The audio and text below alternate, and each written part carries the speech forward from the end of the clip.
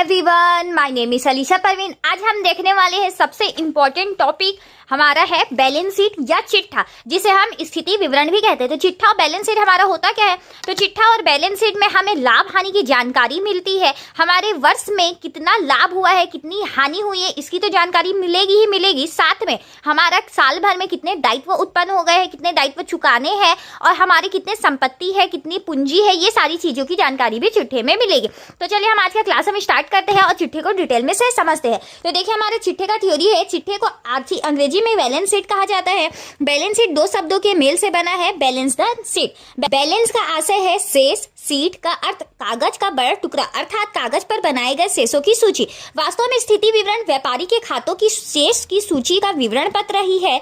यह साधारणतः वर्ष के अंत में बनाया जाता है, ये साल भर के लास्ट में बनाया जाता है। इसके द्वारा व्यापारी की समस्त आर्थिक स्थिति का ज्ञान होता है, कितनी संपत्ति, कितनी दायित्व, इनका वर्तमान मूल्य में लाभ हानि का ज्ञान हो जाता है। चिट्ठे बनाने से हमें इसके फायदे क्या होती है, विशेषताएं क्या होते हैं, वो देखेंगे। तो चिट्ठे से हमें संपत्ति और दायित्व का पता चल जाता है। और इसमें चिट्ठे में जैसे कि हमने बाकी चीज देखा है, लाभ हानि खाता, ट्रेडिंग अकाउंट, उसमें डेबिट और क्रेडिट हुआ करता था, लेकिन चिट्ठा में ऐसा बिल्कुल नहीं होता है। इसमें एक साइड हमारा संपत्ति होता है, दूसरे साइड हमारा दायित्व होता है।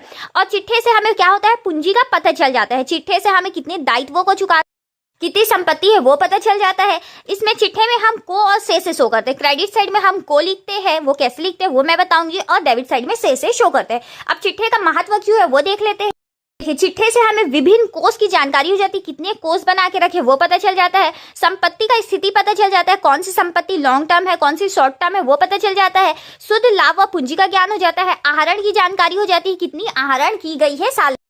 स्थिति का पता चल जाता है कि बिजनेस का आर्थिक स्थिति, फाइनेंशियल कंडीशन कैसा है। व्यापार के लेनदारों और देनदारों का पता चल जाता है, कितनों से हमें पैसा लेना है और कितनों को पैसा चुकाना है। और रोकड़ की जानकारी भी हो जाती है। तो चलिए सबसे इंपॉर्टेंट चीज चिट्ठे का प्रारूप देखते हैं, बैलेंस शीट का हम प्रारूप देखते हैं। इसमें बहुत ही सिंपल है, जैसे कि हमारा पहले भी हमने देख चुका है कि इसमें डेबिट क्रेडिट नहीं होता है, इसमें होता है दायित्व और अमाउंट, राशि, संपत्ति और राशि। वैसे ही इसमें चिट्ठे का हम सबसे ऊपर में टॉपिक डालेंगे, चिट्ठे के दिनांक और इसमें कौन से ईयर बना रहे हैं वो सारी चीजें डाल देंगे।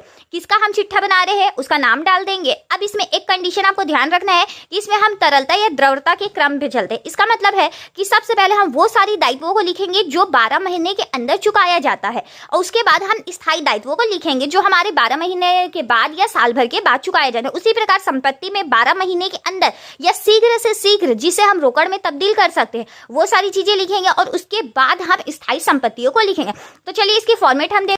सबसे पहले दायित्व साइड में देखिए, तरलता के क्रम में हम चल रहे हैं तो अधिकोष, अधिविकर्ष, देय विपत्र, फिर विविध उत्तमण। तो